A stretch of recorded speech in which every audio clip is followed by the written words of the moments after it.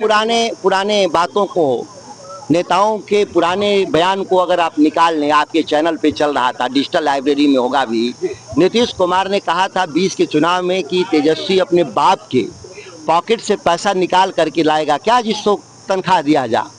तो मना कर दिए थे नीतीश कुमार के बिहार में नौकरी का कोई गुंजाइश नहीं, हम किसी को नौकरी नहीं दे सकते, हमारी माली हालत खराब है, हमारे पास कोई पैसा नहीं है। ये हम नहीं कह रहे, ये मेरा आरोप नहीं है, ये तो उनके बयान को मैं दोहरा रहा हूँ आपको दोबारा। इस बिहार के जनता को स्मृति को हम वापस लाना चाहते हैं, याद दिलाना चाहते हैं। लेकिन जब हम सरकार बनाए जूनियर पार्टनर के तौर पे भी, तो भी 5 लाख सरकारी नौकरी देने का काम किया। अगर हम आगे रह गए होते तो इसको हम 10 लाख से ऊपर ले गए होते, और हम जब सत्ता में आएंगे तो निश्चित तौर पे 10 लाख पूरा करेंगे। नीति को लेकर जिस तरह से सरकार का रवैया, उसको लेकर ये बहुत ही खराब रवैया था बिहार सरकार का डोमिसाइल को लेकर के। कोई भी राज्य, ऐसा नहीं कि केवल बिहार, कोई राज्य डोमिसाइल नीति पर ही चलता है। उसके जो स्थानीय नौकरियां होती हैं वो स्थानीय लोगों को भाषाई और संस्कृति के आधार पे, अभी विवाद आप देखते हैं कर्नाटक में हिंदी भाषी के लोग जाते तो इसलिए मारपीट होता है कि उनको उस इलाके के नहीं है। हम लोग के बिहार में इस तरह का है नहीं।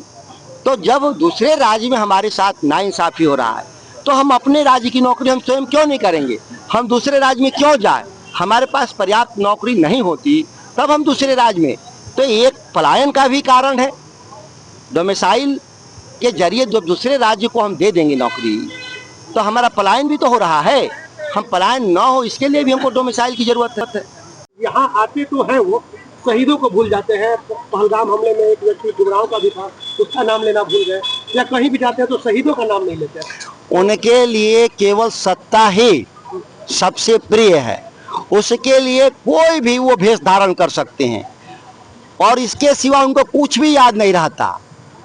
किसी तरह से उनको बिहार की मुख्यमंत्री का पद उनके गठबंधन को मिले, इसके लिए अगर शहीदों के लाशों पर राजनीति करना होगा तो मोदी जी उससे पीछे नहीं हटने वाले, बाज नहीं आने वाले। मैं तो कहूँगा कि आप सरेंडर कर गए, स्वयं अब सिंदूर पहन लें, स्वयं प्रधानमंत्री जी सिंदूर पहन लें तो हम लोग माफ कर देंगे। आप समझ रहे हैं ना सिंदूर पहनने का क्या अर्थ होता है। इनको सिंदूर का महत्व नहीं पता, इसीलिए मैं कहा कि सिंदूर का महत्व तो यही है, खुद सिंदूर पहन लें, हम लोग मान लेंगे, माफ कर देंगे मोदी जी को।